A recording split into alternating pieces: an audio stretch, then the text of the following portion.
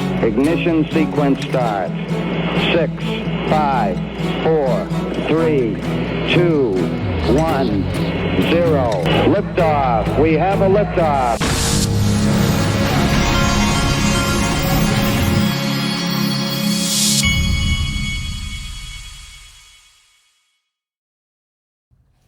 Hey everybody, this is the Digital Asset Investor. Before we get going, let me remind you, Link2 is having their AI, Link2, who is my sponsor, is having their AI conference February 18th in San Jose. Ray Fuentes is having an XRP meetup the day before out there, so it should be interesting. You can go register. I have a link in the very top of the description of this video. I'm looking forward to meeting Tim Draper there. I haven't gotten to meet him yet. Should be very interesting. All the Link2 execs will be there too. Also, XRPLasVegas.com. Go there to get your discount tickets, and you can get a discount room at the MGM Grand. 108 days out. Time flies. This thing's setting records every day now with every single ticket sold. We're going further past the record from last year. It's going to be massive. And Ripple is in as well. Okay.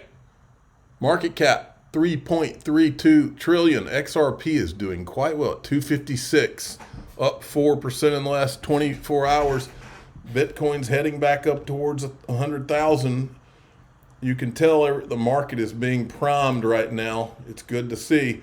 Now I wanted to remind everybody, Swell 2022 in London before I show you what I'm going to show you.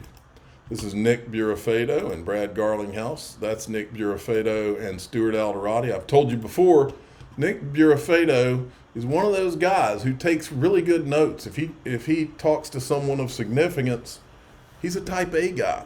He immediately goes to a table and writes down the bullet points of what he just heard so he doesn't forget them. That's what he did here. This is what he had to say when he left the Link2, I'm sorry, not the Link2, but the Ripple Swell 2022 in London. Okay, so I'm going to take you through my notes from the day. It's quite loud in here, so I apologize. First thing is, I met with Brad Garlinghouse face-to-face, and Brad was so confident. He's got an air of confidence about him that's unbelievable. I met Brad first in 2019 back in Singapore, and he's even more confident today than he was back then. He made it clear that they're ready to settle with the SEC as long as they can get clarity on XRP. I asked him if American companies were waiting on the sidelines to jump in the game once clarity happens, and he said absolutely.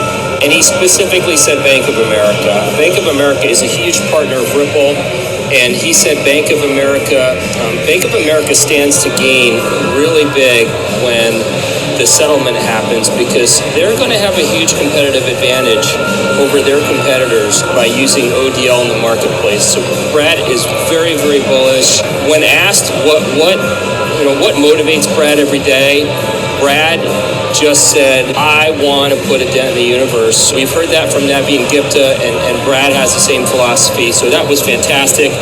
That was my one-on-one with. Okay, so that was Nick Burafedo. And then fast forward to now, we have this Nick Strzelecki guy who's a financial planner out of, like, I don't know where he's out of, but anyway, I don't think I do. Let me think. It's out west. All right. Anyway, this guy's the one that keeps coming on and talking about how Ripple was working with Bank of America. And what interests the XRP community about that is we've known about Bank of America partnering with Ripple for a long time. We've known about the patents for a long time.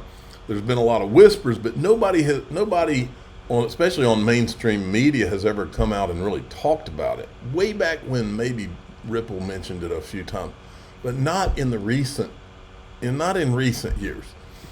So when you hear that, there's a difference between using Ripple and using XRP, and I don't know. A lot of times, in the XRP community, we're kind of in our own little bubble. So a lot of times people speaking from the outside that aren't here every day, they may not get some of the details exactly as we know them. And so that's why I'm interviewing him. I'm going to find out. I want to find out, because he obviously, if you listen to all the videos, he was obviously told by someone about Ripple being used by Bank of America in their treasury or transfers internally. Okay, so I'm going to drill that down and drill it down on, is that just Ripple? Is it XRP? But still what he's saying is fascinating. And the guy also gets it with regard to Bitcoin. Just listen. Yeah, we do. You wrote some things the other day about Bank of America using XRP for 100% of its internal transactions. Explain, if you would. Sure. So, no question, XRP is a token that Bank of America has been utilizing or did utilize internally. Now, I said 100%. Was it 100% or some amount? I'm not sure, but they were successfully doing it and using it, which is why I consider them actually leaders in this blockchain space. But no, Bank of America was utilizing it for cross-border transfers. Okay. And so this is why they've got hundreds of blockchain patents, not just on Ripple, but on other things. And so I think that they're actually a leader to be watching in this space. But I think if we look at Ripple and understand what has been taking place, I think it's important to recognize that, a lot of these big names that have been out there and saying, this is the weirdest thing in the world, we're never going to do crypto. It kind of sounds like the internet in 1993. I'll never buy anything on that. Right. And here we are with our cell phones in our pocket and hooked up to Amazon or something.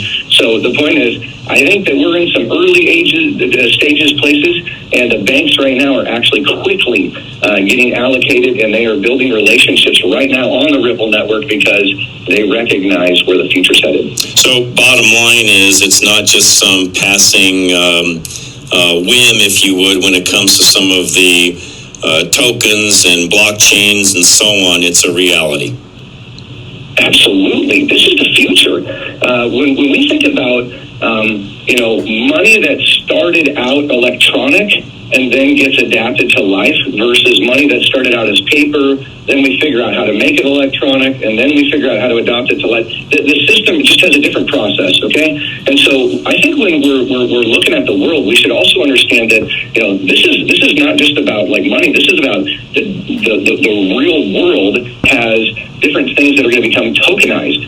And so on the Ripple network, you just have the ability to transact in a very efficient way that doesn't just cut off at 5 p.m. and doesn't cost you an arm and a leg to send something. It's very low cost. And so banks recognize this and thank you. And thanks for dovetailing in. I was going to ask, okay, what are the pros to this? And you just mentioned one. What other pros are there? Well, I'll share something with you right now, and that is, not sharing any specifics to the things, but I'm actually, working on right now an exchange bank. And what is the answer that I have with all these, consultants and conversations about things? Oh, just put it on the Ripple network. Just put it on the Ripple network. Just put it on the Ripple network. So there's a lot of great networks and good things that are out there.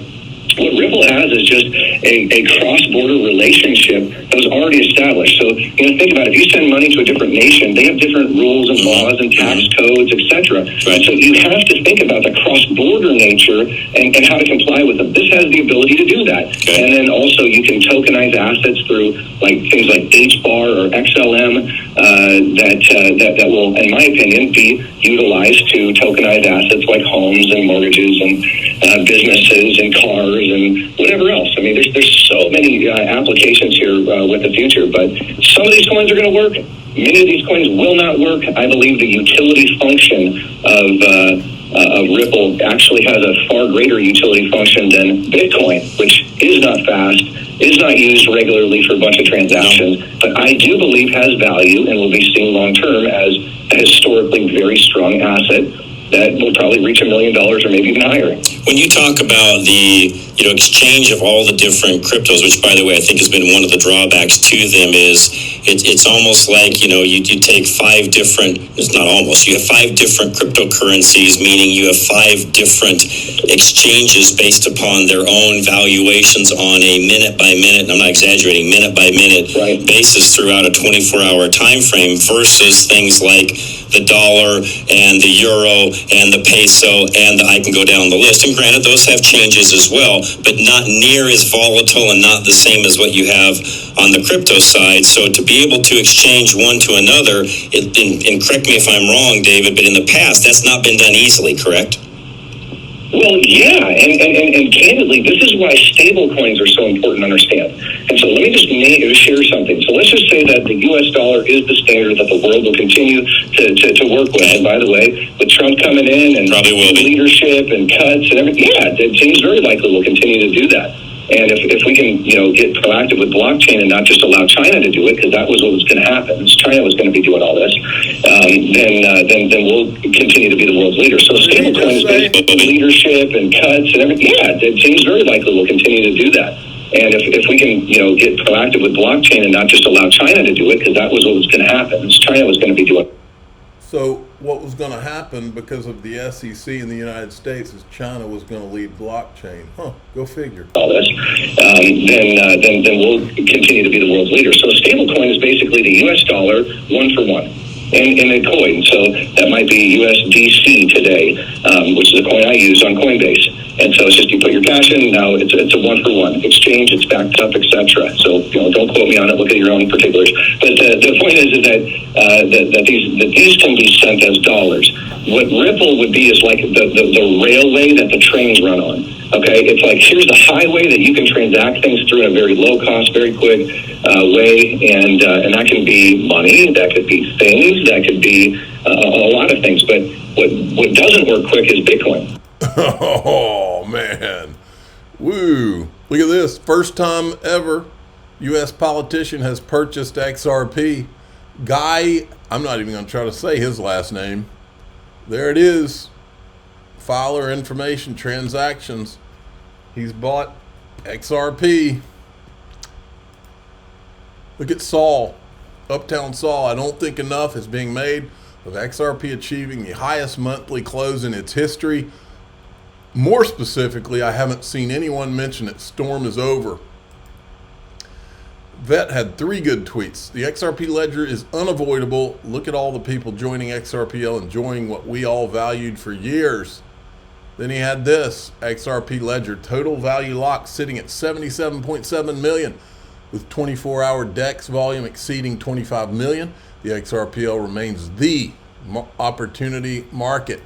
And finally, this one.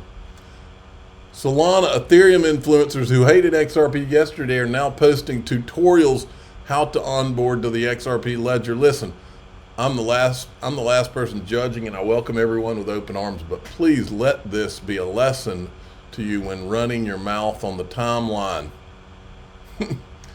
Okay, I think we're going to go to here. I wanted to show you this. Ripple is donating $100,000 in XRP through the Giving Block, WC Kitchen, and Give Directly to aid in wildfire relief in California. Thanks to, who is this?